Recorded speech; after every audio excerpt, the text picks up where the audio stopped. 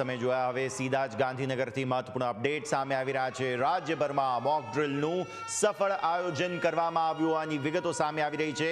ગૃહ રાજ્યમંત્રી Harsh Sanghavi state emergency operation centre પહોંચ્યા છે અને રાજ્યના ચીફ સેક્રેટરી પણ સ્ટેટ ઇમરજન્સી ઓપરેશન સેન્ટર ખાતે પહોંચ્યા છે. રાજ્યમાં યોજાયેલા મોક ડ્રિલની માહિતી જે છે તે ગૃહ રાજ્યમંત્રી હર્ષ સંઘવીએ મેળવી છે અને બેઠકમાં મહેસૂલ વિભાગના અધિક મુખ્ય સચિવ જયંતિ રવિ, રિલીફ કમિશનર આલોક પાંડે ઉપરાંત સિવિલ ડિફેન્સના ડીજી મનોજ અગ્રવાલ પણ હાજર રહ્યા હતા, જેને લઈને તેમણે જે અપડેટ મેળવ્યા છે તેની તસવીરો.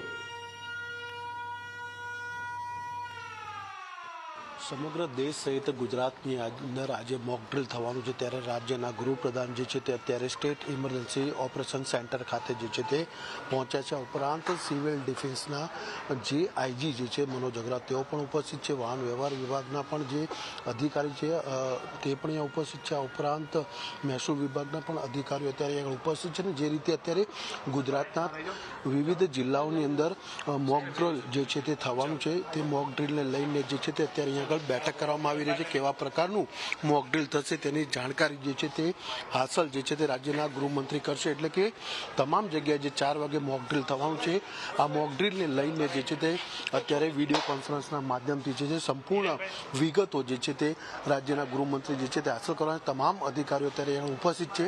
4 વાગે જે છે તે અત્યારે અહીંયા આગળ મોક ડ્રિલ થવાની છે ને મોક ડ્રિલ થયા બાદ જે છે તે ક્યાંક ને ક્યાંક મીડિયાને પણ જે છે તે રાજ્યના ગૃહમંત્રી સંબોધન કરી શકે છે. કેમેરામેન લાલા ભરવાડ સાથે મલ્હાર વોરા, ન્યૂઝ કેપિટલ, ગાંધીનગર. આ તરફ ગાંધીનગરના એસઈઓસી સેન્ટર ખાતે પણ સાયરન વગાડવામાં આવી હતી. એસઈઓસી સેન્ટર ખાતે સાયરનનું ટેસ્ટિંગ કરવામાં આવ્યું છે. રાજ્યના હર્ષ સંઘવી, ગૃહ રાજ્યમંત્રી હર્ષ સંઘવીએ એસઈઓસી સેન્ટરના કંટ્રોલ રૂમની મુલાકાત લીધી હતી.